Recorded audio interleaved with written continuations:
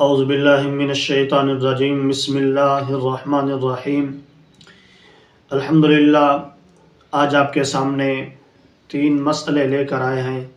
تو سب سے پہلا مسئلہ جس کو در مختار معرض المحتار کے اندر بیان کیا گیا ہے کہ اگر کسی شخص نے مشت زنی کر لی، یعنی کہ شیطان کے وسوسے میں آ کر اس نے مشت زنی کر لی، کیا اس کے مشت زنی سے اس کا روزہ ٹوٹ جاتا ہے یا نہیں؟ تو اس کو مصنف بیان کرتے ہیں، علماء تحقیق کے ساتھ بیان کرتے ہیں، اگر کسی نے مشت زنی کی، اس کا مشت زنی کرنے کے ساتھ اگر انزال ہو جاتا ہے، انزال ہونے کے ساتھ اس کا روزہ ٹوٹ جائے گا۔ اگر انزال نہیں ہوا مشت زنی سے تو اس کا روزہ نہیں ٹوٹتا۔ نمبر 2 پر جو مسئلہ ہے وہ یہ ہے کہ اگر کسی بندے کو احتلام ہو گیا، احتلام کی صورت میں روزہ ٹوٹتا ہے یا نہیں، تو یہ بھی مسئلہ در مختار معرض المحتار کے اندر بیان کیا گیا ہے کہ احتلام کسی کو ہو گیا تو احتلام کے ساتھ روزہ نہیں ٹوٹتا۔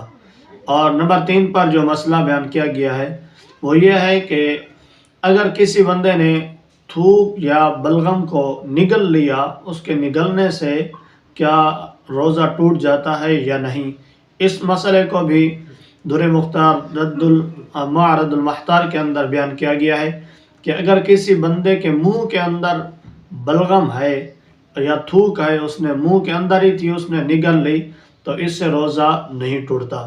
ہاں، اگر کسی بندے نے تھوک کو اپنی ہتھیلی پر نکالا، پھر اس کو منہ میں لیا اور منہ میں لینے کے بعد اس نے اس کو نگل لیا تو اس سے روزہ ٹوٹ جاتا ہے، لیکن ہاتھ میں تھوک لے کر کوئی نہیں نکلتا۔ ایسا بہت کم ہوتا ہے کہ کسی نے ہاتھ پر تھوک لی اور پھر اس کو نگل لیا ہو، اس طرح روزہ ٹوٹ جاتا ہے۔ اگر منہ میں تھوک یا بلغم ہے، اس کے ہونے کے باوجود منہ میں ہی تھا، اس نے اس کو نگل لیا، تو اس سے روزہ نہیں ٹوٹتا۔ تو امید کرتا ہوں آپ کو یہ تینوں مسئلے سمجھ آ گئے ہوں گے۔